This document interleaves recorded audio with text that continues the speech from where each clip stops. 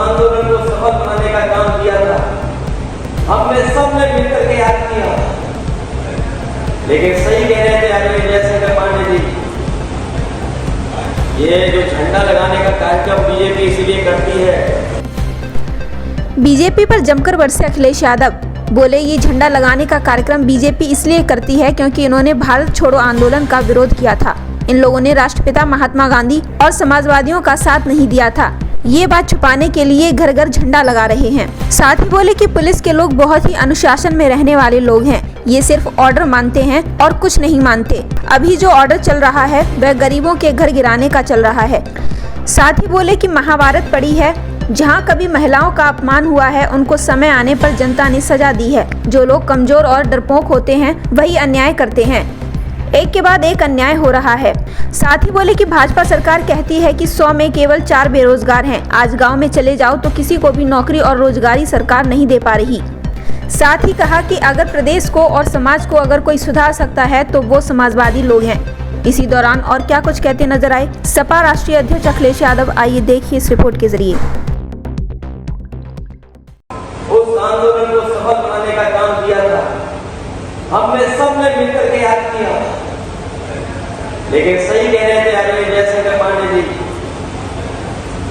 ये जो झंडा लगाने का कार्यक्रम बीजेपी इसलिए करती है क्योंकि इन्होंने भारत छोड़ो आंदोलन का विरोध किया था। जो लोग इतिहास के पन्ने पढ़ेंगे वो जानकारी होगी उनको कि जो क्विट इंडिया मूवमेंट था, भारत छोड़ो आंदोलन, उसमें भारतीय जनता पार्टी के जो सहयोगी दल, जो इनकी मदद पार्टी है, उसने विरोध किया था। उसने भारत छोड़ो आंदोलन में राष्ट्रपिता महात्मा गांधी या क्रांतिकारियों का, समाजवादियों का साथ नहीं दिया था। इसीलिए अपनी जो बुराई उस समय हुई थी, भारत के साथ नहीं खड़े थे। इसलिए आज ये घर घर झंडा लगा रहे हैं, वो बात छिपाने के लिए कि जिस समय आंदोलन था भारत को अंग्रेजों से आजादी दिलाने का, उस समय भारतीय जनता पार्टी की जो मदर पार्टी है, आइडियोलॉजिकल मदर पार्टी है, उसने सहयोग नहीं दिया था, वो साथ नहीं दिया था। और ये तो नया भारत छोड़ो आंदोलन चला रहे हैं। इनके जितने भी माल वाले लोग हैं, मालदार लोग हैं, उन सबको रास्ता दिखा रहे हैं कि आप भारत छोड़ दो। और उन्होंने रास्ता भी अपना लिया, बैंकों का पैसा लिया और भारत छोड़ो अभियान में लग गए। वो सूची आपके पास होगी, उन उद्योगपतियों के नाम भी होंगे जिन उद्योगपतियों ने भारत की बैंकों का पैसा, हमारा आपका पैसा लेकर के भारत छोड़ो आंदोलन अभियान चलाया। वो तो याद होगा हमारे साथियों को, शराब वाले कारोबारी से लेकर के गुजरात के कारोबारी, इन्होंने भारत छोड़ो आंदोलन में नहीं लिया था भाग, राष्ट्रपिता महात्मा गांधी के आंदोलन में नहीं भाग लिया था। इन्होंने नए तरह का आंदोलन चलाया है कि बैंकों का पैसा लो और भारत छोड़ के चले जाओ, भारत छोड़ो आंदोलन। और सबसे ज्यादा बीजेपी के सहयोगी लोग हैं। इसकी परिभाषा क्या है? ये विकसित देश क्या होता है? अरे दिल्ली वालों तुम मत बताओ, यूपी वाले बता दो $1 ट्रिलियन इकोनॉमी क्या होती है। जानते हो क्यों नारे दिए जाते हैं? ये नारे इसलिए दिए जाते हैं कि गरीब को लगे कोई बड़ा सपना है और जिससे गरीब को समझ में ही नहीं आए। बताओ आपको $1 ट्रिलियन समझ में आ रहा है? अगर किसी को $1 ट्रिलियन समझ में आ रहा हो, विकसित देश क्या होता है? हम विकसित देश के खिलाफ नहीं हैं, लेकिन हमने आपके भारत की सड़कों पर नई भर्ती देखी है सांड वाली, इसलिए हम कैसे मान लें कि आप विकसित देश बना दोगे। मैंने सदन में पूछा, जो इनके मंत्री विदेश गए थे, विदेश यूरोप के देशों में गए, अमेरिका गए, ऑस्ट्रेलिया, न्यूजीलैंड, सिंगापुर, विदेशियों को बुलाने कि उद्योगपति आए और हमारे देश में इन्वेस्ट करें, पैसा लगाएं, जिससे यहाँ के लोगों को नौकरी रोजगार मिले, कारोबार बढ़े। मैंने उन्हीं मंत्रियों से पूछा सदन में, बताओ जितने देशों के नाम आप ले रहे हो, जहां जहां आपका डेलीगेशन गया, कहीं पर ऐसी भर्ती 4 पैर वाली मिली हो तो बता दो। सोचिए, और हमारे गरीबों को, किसानों को, आम लोगों को आप डीजल पेट्रोल महंगा दे रहे हो, और जो डीजल पेट्रोल से मुनाफा कमा रहे हो वो आखिरकार किसकी जेब में जा रहा है? गरीब की जेब से निकाल करके अमीरों की तिजोरी में भरने का काम अगर कोई कर रहा है महंगाई कर करके, तो वो भारतीय जनता पार्टी है और भारतीय जनता पार्टी के लोग। और वो सिलेंडर तो ऐसे ही रखा होगा, उसमें सामान और रख लिया होगा। अब गरीब नहीं भरवा पा रहा है, अब नहीं बनी गरीब भरवा पा रहा है सिलेंडर। और देखिए हमारे योगी मुख्यमंत्री जी जो टगमा रहे थे योगा करने में, उन्होंने क्या किया? पुलिस का 100 नंबर करके 112 कर दिया। पुलिस को लगा कि हमारा भी रेट बढ़ गया है। 100 बनाई समाजवादियों ने और बीजेपी ने कर दिया 112। हमारे पुलिस के ना समझ लोग, सीधे साधे लोग, इन्हें लगा कि मुखर्जी ने कहा कि अपना रेट बढ़ा लो, उन्होंने भी रेट बढ़ा दिया अपना। और कई लोग तो इतने रेट के चक्कर में पकड़े गए कि सोचिए, अभी तक तो पुलिस चोर को पकड़ रही थी, पहली बार पुलिस चोर पुलिस को पकड़ रही थी। 50 किलो चांदी लेके पुलिस भाग गई।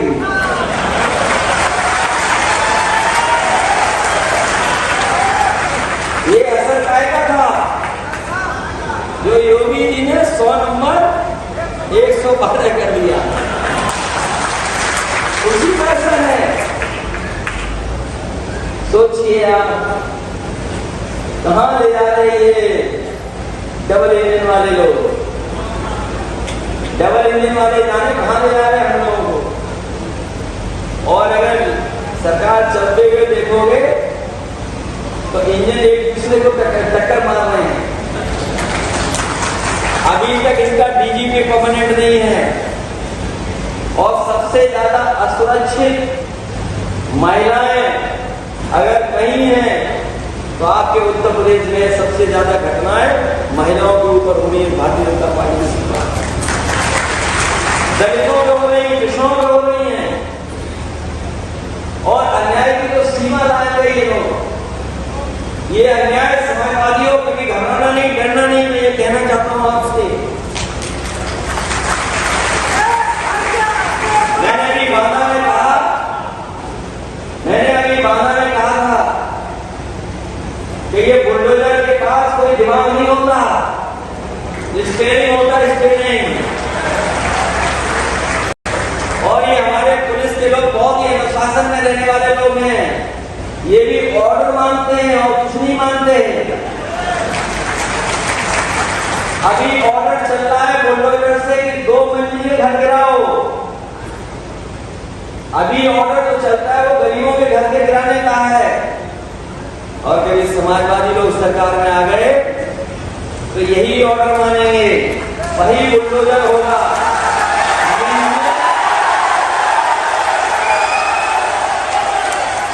मंजिल 2 वाली नहीं होगी, गरीब की नहीं होगी, 8 मंजिल, 10 मंजिल। और मैं आपको कह रहा हूं, ये जो बुलडोजर वाली सरकार है, ये बुलडोजर वाली सरकार सबसे बड़ी भूमाफिया सरकार है, सबसे बड़ी भूमाफिया सरकार है। और ये बात अगर मेरी गलत है तो मैं पत्रकार साथियों से कहूंगा, आप तो ईमानदार बन जाओ, आप लोग ईमानदार बन जाओ।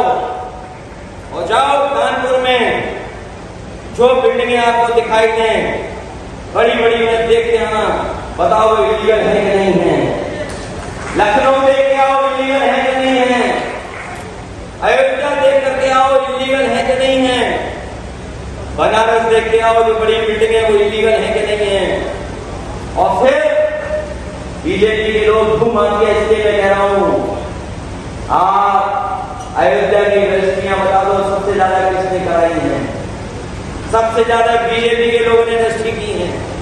लखनऊ में जमीनों की सबसे ज्यादा रजिस्ट्री अगर किसी ने कराई तो बीजेपी ने कराई। इलाहाबाद में और आपके बनारस में सबसे ज्यादा भू माफिया और जमीनों का कब्जा अगर कोई कर रहा है तो भारतीय जनता पार्टी के लोग कर रहे हैं। वो देश के सबसे बड़े भू माफिया लोग हैं। महाभारत पड़ी है, इसलिए जहां कहीं भी महिलाओं का अपमान हुआ है उनको समय आने पर जनता ने सजा दी है। ये लोकतंत्र में सजा मिलने जा रही है, इसलिए घबराइए नहीं। जो लोग कमजोर होते हैं, डरपोक होते हैं, वही अन्याय करते हैं। मैं जानता हूं हमारी पार्टी के चेयरमैन पर अन्याय हो रहा है, एक के बाद एक अन्याय। कोई कानपुर की बात उसको लेकर के अन्याय, कानपुर में विधायक उस पर झूठे मुकदमे लग गए, उस पर झूठे मुकदमे लगे। मोहम्मद अली खान साहब पर झूठे मुकदमे, रमजान यादव पर झूठे मुकदमे और तमाम हमारी पार्टी के विधायक हैं उन पर मुकदमे लगे हैं। और ये अधिकारियों से मिलकर के सरकार लड़वा रही है। ये सरकार और बीजेपी के लोग मिलकर के झूठे मुकदमे लगवा रहे हैं। और न जाने कितने हमारे कार्यकर्ता यहाँ बैठे होंगे जिन्हें समय समय पर अपमानित होना पड़ा है। झूठे मुकदमे लगे हैं उन पर तमाम तरह की गंभीर धाराएं लगाई हैं जिससे परेशान हो जाएं। लेकिन याद रखना बीजेपी के लोग भी कोई दूध के धोने नहीं है। समय बदलेगा, यही अधिकारी आज हमारे खिलाफ हैं, कल इनको दौड़ाते हुए नजर आएंगे, दौड़ते नजर आएंगे। 100 में केवल 4 रोजगार हैं। बहुत दिनों से उन्होंने देखा नहीं है जमीन पर आकर। आज गांव में चले जाओ, किसी को नौकरी और रोजगार की सरकार नहीं दे पाती। जो लोग कहते हैं 100 में 4 रोजगार, 100 में केवल 4 रोजगार है, ये बीजेपी की सरकार कहती है। बताओ इस बात का भरोसा मानोगे? 7 रोजगार है, किसी में काम नहीं, किसी में नौकरी नहीं। इसलिए समाज को और प्रदेश को, देश को कोई सुधार सकता है तो वही समाजवादी लोग हैं। जो रास्ता नेताजी ने अपनाया, जिस रास्ते पर नेताजी चले, हमारे डॉक्टर राम मनोहर लोहिया के सिद्धांतों पर कि लोग संपन्न हो और गैर बराबरी खत्म हो, समानता है लोगों के बीच में, वही सपना जो बाबा साहब भीमराव अम्बेडकर जी ने देखा था कि हमारा समतामूलक समाज बने। जो पिछले गए, पिछले जो छूट गए, अभाव में जी रहे हैं, उनको मुख्य धारा से कैसे जोड़ा जाए। इसलिए ये सम्मेलन शिविर इसलिए भी हो रहा है क्योंकि जो बात यहाँ से कही जाए वो हमारे आखिरी आदमी, आखिरी व्यक्ति जो गांव में रह रहा है वहां तक पहुंचाई जाए और बताई जाए कि ये बीजेपी के लोग झूठ बोलने वाले लोग हैं। ये तो भगवान का नाम लेकर के झूठ बोलते हैं। दुनिया में शायद इकलौती पार्टी होगी जो भगवान का नाम लेकर के झूठ बोलती हो। इन्होंने कहा कि किसानों की आय दोगुनी हो जाएगी। बताओ कितने किसानों की आय दोगुनी हो गई? कितने नौजवानों को नौकरी दी? करोड़ों नौकरी की बात कर रहे थे, स्मार्ट सिटी बनाने की बात कर रहे थे, मां गंगा को साफ करने की बात कर रहे थे।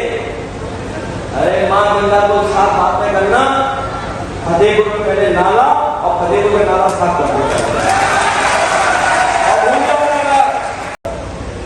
ये सबसे बड़े भूमाफिया हैं। और मैं जानता हूं पत्रकार साथियों, अगर आपने सच दिखाया तो रात के 2 बजे पुलिस वाले आपके घर में आएंगे, रात के 2:30 बजे दरवाजा खटखटाएंगे तुम्हारा। कौन से चैनल वाले हो, चैनल ठीक कर लो, खबर ठीक कर लो। अगर आप डर गए तो खबर उसी दिन से बदल जाएगी, और अगर आपने खबर नहीं बदली तो आपकी खुद खबर बनेगी कि आप जेल में चले गए। बताओ झूठे मुकदमे लगा रहे हैं कि नहीं लगा रहे हैं ये लोग? याद रखना, इनकी मानसिकता में वही है, इनकी सोच वही है जो इस फतेहपुर में कह करके आए थे। वही सोच है, सोच नहीं बदली इनकी। ये वही लोग हैं जो दिवाली और ईद की बात कर रहे थे, ये वही लोग हैं जो कब्रिस्तान और संस्थान की बात कर रहे थे। इनकी सोच नहीं बदली है। ये वही लोग हैं जिन्होंने भारत की आजादी की लड़ाई नहीं लड़ी, और भारत को आजादी दिलाने में अगर कोई एक साथ खड़ा हुआ था तो वो हमारे हिंदू और मुसलमान भाई एक साथ खड़े होकर के भारत को आजादी दिलाने का काम किया। उनके साथ कंधे से कंधा मिलाकर हमारे मुसलमान भाई थे।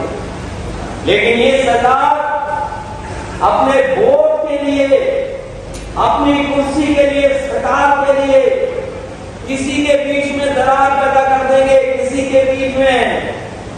आपने नहीं देखा विधानसभा में, कहने को तो वो योगी हैं, लेकिन जब तुम्हारा मन लगे योगी तो वो वीडियो देख लेना जिसने योगा कर रहे थे। क्या कर रहे थे? दरार पैदा कर रहे थे, दरार। ये दरार पैदा कर करके राजनीति करते हैं। ये बीजेपी के लोग दरार जीवी हैं, दरार जीवी। और घबराए किससे हुए हैं? इंडिया से घबराए हुए हैं। जिन्होंने भारत छोड़ो आंदोलन में साथ नहीं दिया वही इंडिया से घबराए हुए हैं, भारत से घबराए हुए हैं। और इंडिया के साथ साथ